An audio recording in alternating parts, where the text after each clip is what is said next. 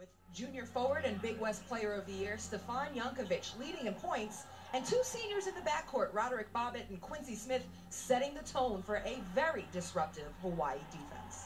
I think it's a foundation of everything we do, defending and rebounding. And I think we've been a lot more solid this year. We create turnovers, we can create havoc, but we also have a rotation there, a back line of defense, and I think that's been huge for us to continue to put pressure, but within our principles and be solid defensively. The Rainbow Warriors are going to make you deal with their defense, but first Hawaii has to be able to handle their travel schedule. They're entering their third straight week on the road. They left Honolulu on March 1st for 2 road games, then the Big West tournament, and now they're here in Spokane trying to upset a very talented Cal basketball team. I'm Roz Goldonwude in Spokane. All right, Roz, thank you so much. That is part of being a Rainbow Warrior is you're going to be on the road. It's just the way it works because their conference games are going to be off the islands. A lot of long flights, a lot of travel time, and they've flourished. They're 8-1 on the road this season, Coach. But you talk about that travel schedule. What does it mean in a game like this today that they've been away from home for so long? I don't think it means much to Hawaii because I think they're so used to it. I mean, they're, again, just a normal conference travel day for them. It's a 4 or 5 hour flight. And so I think they're used to that. But at some point you would think it would catch up. But you're so excited right now to play. Hawaii hasn't been in the NCAA tournament in a while. And so I think the kids are so excited to play that I don't think being tired will be a problem for these kids. These kids are used to long flights, by the way. Their roster, which includes 5 Californians, for what that's worth, also has kids from Australia, Serbia, Texas, Sweden, and, of course, 2 from Hawaii.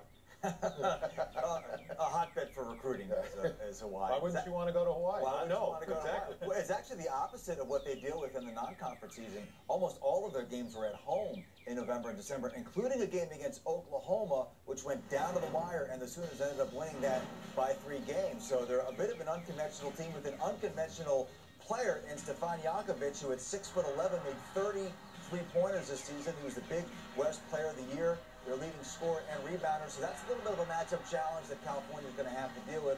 Conversely, Hawaii is going to have to deal with California's defense. And if you watch California play, you'd think that their coach went to Purdue and played for Gene Katie, because that's what they do. They pack it in. They don't create a lot of steals, California, but they like to lock you down. So it could be a possession-by-possession game. Cal is not a good half-court offensive team, so they do want to get out in transition, and Hawaii is the quicker team. But just in terms of those matchups, whether or not Hawaii, they love to get to the foul line, can they really do that against California's half-court defense? Even without Tyrone Wallace, that's a tall order. Well, that's a question for Cal. Without Tyrone Wallace, Sam Singer is the likely starter today. Different kind of point guard. Listen, I think Ivan Rabb and Jalen Brown are going to like it. They're going to get more touches, probably going to get more looks. They become the guys without the leading scorer out there on the floor for Cal. But, losing Ty Wallace is a big, big loss. He's a rangy point guard, great on the defensive end of the floor. He does a lot to help this team get into their offense, and he's a guy you just can't, you just got to guard him, especially down the stretch of the game. Sam Singer, they went 3-2 without him, and he's going to set the table. He's going without Wallace. Yeah, right, without Wallace, and he's going to set the table. He's going to try to get the other guys the ball in their spots. But this team is not the same. Keep an eye on Hawaii. Likes to take threes. They like to jack them up. So long threes mean long rebounds, and you said it. Cal wants to get out in transition, get some easy buckets. Hawaii might have to control the tempo and keep Cal's athletes under wraps. Konzo probably sat his young point guard down last night and said, listen, don't try to do anything spectacular.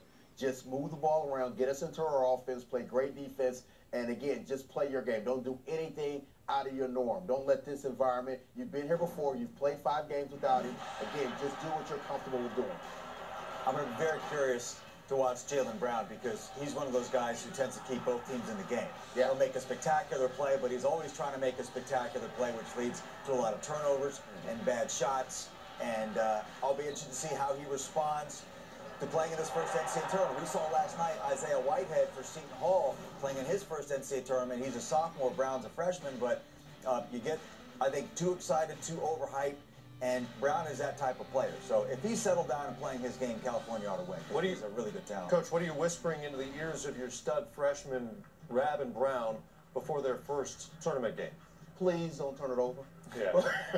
Please, just take care of the ball. And because if they take care of the ball, the rest of the things happen. They're natural scorers. These kids can play. Just don't turn it over. And if I'm them, I'm hoping to get an easy bucket early on in the game, just to kind of get your feet wet, feel comfortable out there on the floor. They don't want to be going 4, 5, 6 minutes, missing their first couple shots. Then you start pressing as a player. Their best offense is oftentimes Jaylen Brown just going on one of his crazy drives and then letting Ivan Rabb crash the offensive glass. And the other player to watch for California, we should mention, is Jabari Bird. Now, here's a guy who has a history of being a really good shooter, couldn't make anything the first half of the season, and it was really when Wallace went out and he was forced into the starting lineup that he started making a lot of shots. So as a three-point shooter, he could be a difference maker if they're going in. But there's a lot to think about with both of these young kids, because both of them are talking about coming out and leaving early, playing in, and you're playing in the NCAA tournament, and you're 18, 19 years old, and that's your thought process. My first time playing the NCAA tournament, probably my last game, my last go-around. I'm going to the NBA. That's a lot to put on an 18, 19-year-old in a first time going into the NCAA tournament. First appearance for Hawaii since 2002. Eran Gano came in as the third coach the last 3 seasons for Hawaii. They had some NCAA issues, some eligibility issues, and he came in into a tough situation and got them back to the tournament. Hey, Ricky Rubio from the NBA's Timberwolves apparently went 16 for 16 on day 1. That is impressive. One old Timberwolf to another. Well done. And if only he could shoot 16 for 16. Holly. You would have loved playing with Rubio. This guy's right. You would have loved playing with Rubio. Right. Yeah. Stand there with your hands ready. You're right. Timberwolves would take 7 for 16. You're right. on most nights from Ricky. I don't think he had Spain in his bracket either. Reminder, watch live games on your computer, phone, tablet, or streaming device with NCAA March Madness Live. Watch now at ncaa.com/March Madness or download the app today.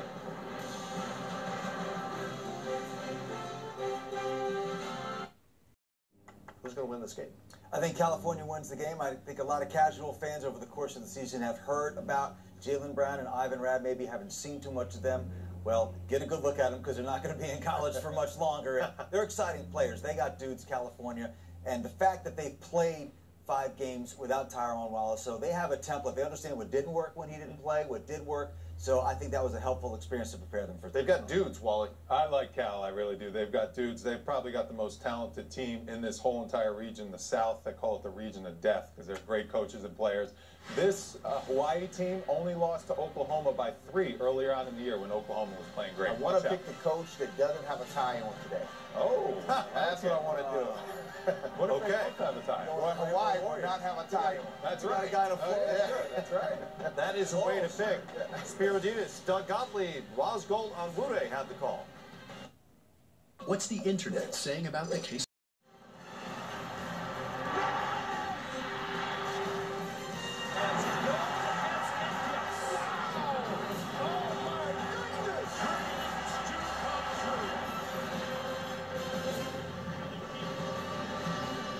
A pleasant good morning from Spokane, where the waiting is finally over and the dream begins for 8 tournament hopefuls. We get the party started with 13th-seeded Hawaii and the number 4-seeded Golden Bears from Cal. Here's where these teams find themselves in the brackets. Winner of this game advances to Sunday's round of 32, where they'll take on the Maryland South Dakota State winner, and we'll have it for you on Sunday. Hi, everyone. So excited to be with you here in Spokane. Alongside Doug Gottlieb, I'm Spiro Ditas. We'll hear from Roz Gold on Wood in just a moment. We've got 4 games that we all think will be highly entertaining. What are you looking for in this first one? Well, the first 2 games here in the South region, we have 2 teams that wouldn't shock you if they made a Final Four run, with Maryland and Cal taking on 2 conference champions that also won their conference tournament championships. So you're getting the best of mid-majors against some of the most talented high majors in the country. Well, it's been a busy week for the Cal Golden Bears.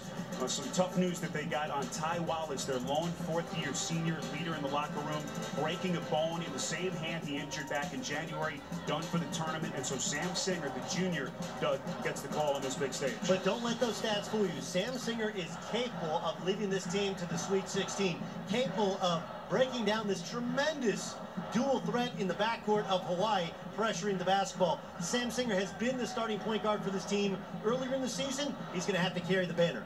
What about these upstarts from Hawaii, the Rainbow Warriors? It may be 8 a.m. back in Honolulu, but this is a team that has had ample opportunity to get used to the time change. They packed their bags, left Honolulu back on March the 1st, went to their Big West tournament, and so they've had plenty of time to rest, get used to this 3-hour time change, saved about 5,500 miles by staying on the mainland, a couple of weeks in California. Aaron Valdez, one of the guys who has really caught fire down the stretch. You mentioned the Big West tournament. He was the Big West tournament MVP. He's a very good defender, and he's an explosive offensive player who can finish at the rim. He's going to have a challenge at both ends of the floor against the Stingy Bears defense, but talent-wise, he's up to task. Oh, it is a moment these kids have been dreaming about for a long, long time. The waiting is over. Starting lineups in the opening tip. Next.